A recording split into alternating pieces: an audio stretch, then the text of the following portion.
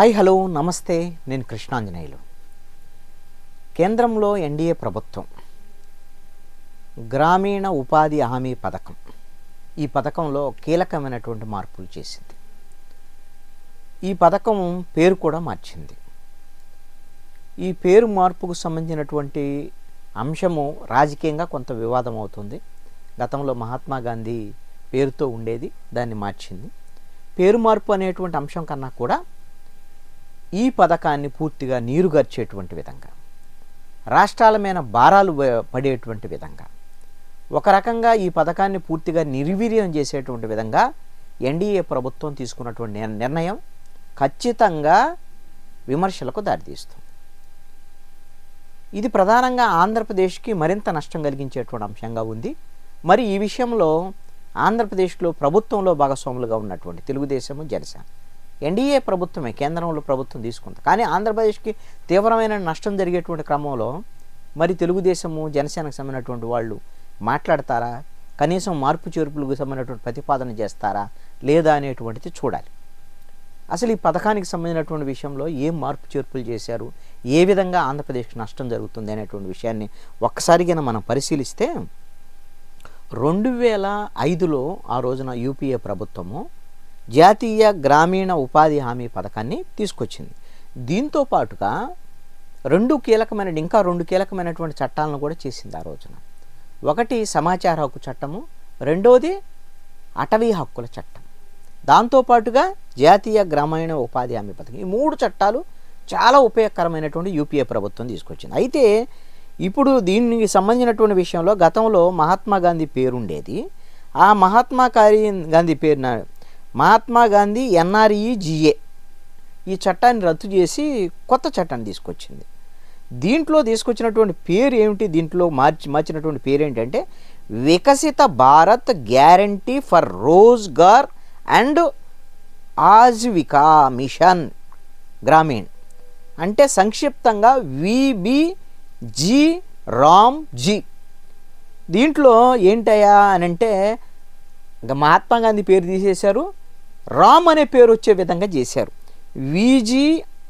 VBG Ramji అనేటువంటి పేరు, అంటే రామ్ అనేటువంటి పేరు వచ్చేటువంటి విధంగా చేశారు. ఇది మొన్న డిసెంబర్ 16వ తేదీన లోక్సభలో శివరాజ్ సింగ్ చౌహాన్ ఈ బిల్లుని ప్రవేశపెట్టినటువంటి పరిస్థితి ఉంది. ఈ వికసిత భారత్ 2047 లక్ష్యంగా ఇది తీసుకొస్తున్నాము అనేటువంటి విషయాన్ని చెప్పారు. దీంట్లో మార్పు చేర్పులు ఏంటంటే 100 నుంచి 125 పని దినాలను పెంచుతున్నాం అని చెబుతూనే అసలు కిటుకు ఎక్కడుంది అని అంటే, ఇది ఏ విధంగా ఆంధ్రప్రదేశ్కి నష్టం, మిగతా రాష్ట్రాలకు నష్టం అని అంటే, గతంలో ఈ మహాత్మా గాంధీ గ్రామీణ ఉపాధి హామీ పథకం దీనికి సంబంధించినటువంటి విషయంలో 60% పూర్తిగా నిధులన్నింటినీ కూడా కేంద్ర ప్రభుత్వమే భరించేది, 40% మెటీరియల్ కాంపోనెంట్ ఉండేది.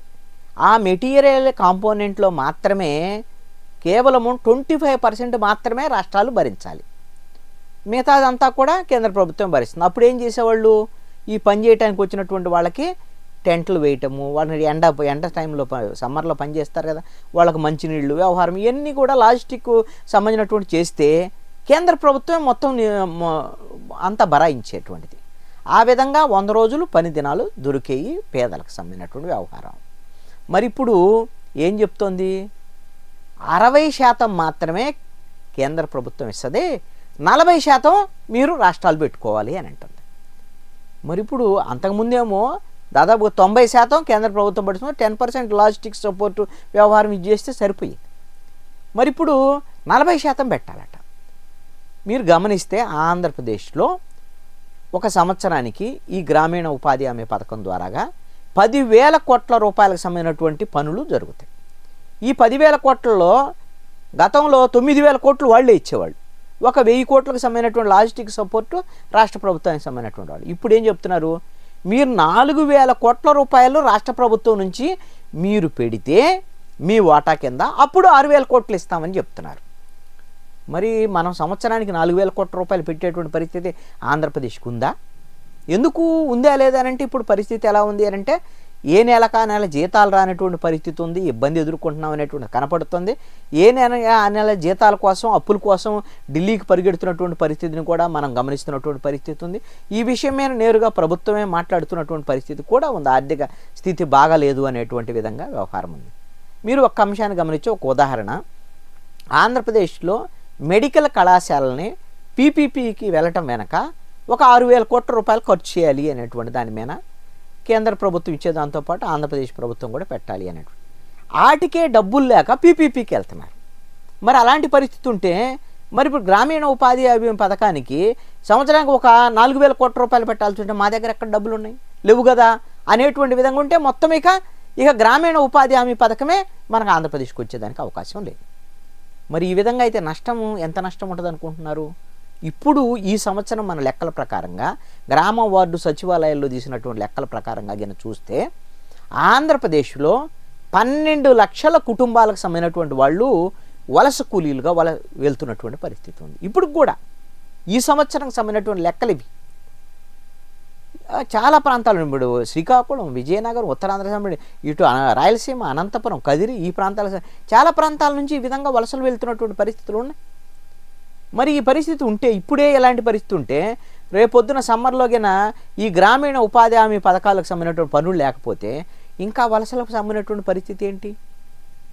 ఒక 12 లక్షలకు బదులు 20 లక్షలు కుటుంబాలు వెళ్ళిపోయేటువంటి 12 లక్షలు అంటేనే సుమారుగా 1/2 కోటి మంది. మరి ఇలాంటి ఇబ్బందికరమైనటువంటి పరిస్థితి ఉంటే గ్రామీణ ఉపాధి హామీ పథకం ఉంటే కనీసంగా వ్యవసాయ పనులు సమయంలో వ్యవసాయ పనులు చేసుకుంటారు, సమ్మర్లో మాత్రమే ఈ గ్రామీణ ఉపాధి హామీ పథకానికి సంబంధించినటువంటి పనులు ఉంటాయి. మరి ఇలా అసలుకే మోసం వచ్చేటువంటి పరిస్థితి వస్తుంది. ఇప్పుడు ఈ పథకంలో ఇప్పుడు మార్చిన దాని ప్రకారంగా కానీ చూస్తే ఏం చెప్తున్నారు? ఈశాన్య రాష్ట్రాలకి 90% కేంద్ర ప్రభుత్వం ఇస్తే 10% మాత్రమే పెడితే సరిపోయింది. మరి ఈశాన్య రాష్ట్రాలకు అలాంటి పరిస్థితి ఇచ్చేటప్పుడు మరి విడిపోయినటువంటి రాష్ట్రంగా ఆంధ్రప్రదేశ్కి రెవెన్యూ లోటు, రాజధాని లేనటువంటి రాష్ట్రం, ఇబ్బందులు గురయ్యేటువంటి రాష్ట్రం, వెనకబడిన జిల్లాలకి నిధులు ఇస్తామని ఇంక ఇప్పుడు ఇవ్వలేదు, 11 సంవత్సరాల్లో పూర్తి స్థాయిలో నిధులు ఇవ్వలేదు, రెవెన్యూ లోటు పూర్తిగా భరించినటువంటి పరిస్థితి లేదు. ఇలాంటి పరిస్థితుల్లో మరి ఈశాన్య రాష్ట్రాలకి ఆ విధంగా 90% ఏ విధంగా అయితే ఈ నిధులు ఇస్తున్నారో ఈ గ్రామీణ ఉపాధి హామీ పథకంలో ఇప్పుడు కూడా మరి ఆంధ్రప్రదేశ్ కూడా ఇవ్వండి, ఎందుకు ఇవ్వరు? మరి ఈ విషయంలో ఈ మారినటువంటి దాని ప్రకారంగా మనం 40% మనం వాటాగిన ఇచ్చేటువంటి పరిస్థితి అయితే అసలుకి గ్రామీణ ఉపాధి హామీ పథకాన్ని అమలు చేసే పరిస్థితే లేదు. అంటే కేంద్ర ప్రభుత్వము తన దగ్గర నిధులు లేనటువంటి పరిస్థితుల్లో ఏది 1990sలో ఉన్నటువంటి ఆర్థిక ఇబ్బందులకు సంబంధించినటువంటి ఆ స్థాయికి వెళ్ళిపోతుంది. ఇప్పుడు ఆ కేంద్ర ప్రభుత్వం వైఖరి ఎక్కడికక్కడ చేతులు దులుపుకుందాం అనేటువంటి ఆలోచనలో ఈ రోజున కేంద్ర ప్రభుత్వం ఉంది. కాంగ్రెస్ ఏం చెబుతుంది? అరే గాంధీ పేరు మార్చారా లేకపోతే ఇంకోటి మార్చారా? ఇవన్నీ కాదు. అసలుకి రాష్ట్రాలకు తీవ్రమైన నష్టం జరుగుతుంది, ఆంధ్రప్రదేశ్కి తీవ్రమైన నష్టం జరుగుతున్నటువంటి పరిస్థితి. పేరు మార్పుకు సంబంధించిన ఖచ్చితంగా తప్పు పట్టాల్సినటువంటి అంశమే. గాంధీని తీసేసి రాముడు అని పెట్టారు. మరి రాముడు అని పెట్టి మరి పూర్తిగా దీన్ని సర్వమంగళం వాడేటువంటి విధంగా చేస్తే మరింత నష్టం కదా. మరి ఈ విషయంలో కూటమిలో ఉన్నటువంటి చంద్రబాబు నాయుడు, అదేవిధంగా పవన్ కళ్యాణ్ ఆంధ్రప్రదేశ్ రాష్ట్రానికి జరుగుతున్నటువంటి నష్టం మీద మీరు కూటమిలో ఉన్నప్పటికీ కూడా రాష్ట్రానికి జరుగుతున్న నష్టం మీద కేంద్ర ప్రభుత్వంతో మాట్లాడాలి కదా. ఈశాన్య రాష్ట్రాలకు ఎలా ఇస్తున్నారో మాకు కూడా 90% ఇవ్వండి, లేదు అంటే మాత్రం మేము దీన్ని వ్యతిరేకిస్తామనేటువంటిది కనీసం అంతర్గత సమావేశాల్లోనే మీరు చెప్పగలిగినటువంటి పరిస్థితి ఉండాలి కదా. మీరు ఆంధ్రప్రదేశ్కి నష్టం జరగకుండా ఉండటం కోసం, లాభం జరగటం కోసమే డబుల్ ఇంజిన్ సర్కార్ అనేటువంటి విధంగా కేంద్ర ప్రభుత్వంతో మేము ఎన్డీఏతో కలిసి ఉంటున్నాం అనేటువంటి విధంగా చంద్రబాబు నాయుడు పదే చెప్తున్నాడు, అదేవిధంగా పవన్ కళ్యాణ్ చెప్తున్నాడు, నారా లోకేష్ చెప్తున్నారు. మరి మీరు చెప్పేటువంటి విషయాలు వాస్తవ రూపంలో ఆంధ్రప్రదేశ్కి నష్టం జరుగుతుంటే మీరు మాట్లాడకపోతే ఆంధ్రప్రదేశ్కు ఉపాధి హామీ పథకం విషయంలో తీవ్రమైనటువంటి నష్టం జరిగేటువంటి అవకాశం ఉంటుంది. ఈ విషయంలో కనుక మాట్లాడకపోతే, మీరు పోట్లాడి విడిపోయామని చెప్పటంలా ఈశాన్య రాష్ట్రాల తరహాలో మనకు కూడా ఒక ఇసులుబడి తీసుకురండి. ఈ రోజున బీహార్లో ఉన్నటువంటి జేడీయూ నితీష్ కుమార్ ఎన్డీఏలో ఉన్నారు, మనము ఎన్డీఏలో ఉన్నాం, తెలుగుదేశం జనసేన కూడా. ఇప్పుడు గ్రాంటుల రూపంలో ఆంధ్రప్రదేశ్తో పోల్చినప్పుడు ఒక సంవత్సరానికి 10,000 కోట్ల రూపాయలు అదనంగా బీహార్కు వస్తున్నాయి.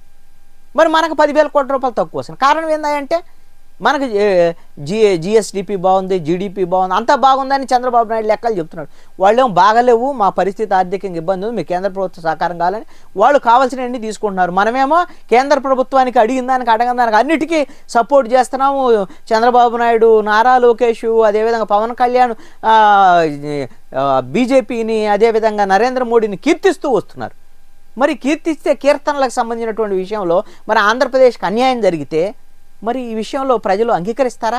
ఒక్కసారి ఖచ్చితంగా ఆంధ్రప్రదేశ్ ముఖ్యమంత్రి చంద్రబాబు నాయుడు, డిప్యూటీ సీఎం పవన్ కళ్యాణ్, మంత్రి నారా లోకేష్ ఈ విషయంలో పునరాలోచన చేయాలి. ఆంధ్రప్రదేశ్ నష్టం జరిగితే మాత్రం ప్రజలు కూటమి మీద ఆగ్రహావేశాలు వ్యక్తం చేసేదానికి అవకాశం ఉంటుందనేది మాత్రం స్పష్టం చేయదలుచుకున్నాం.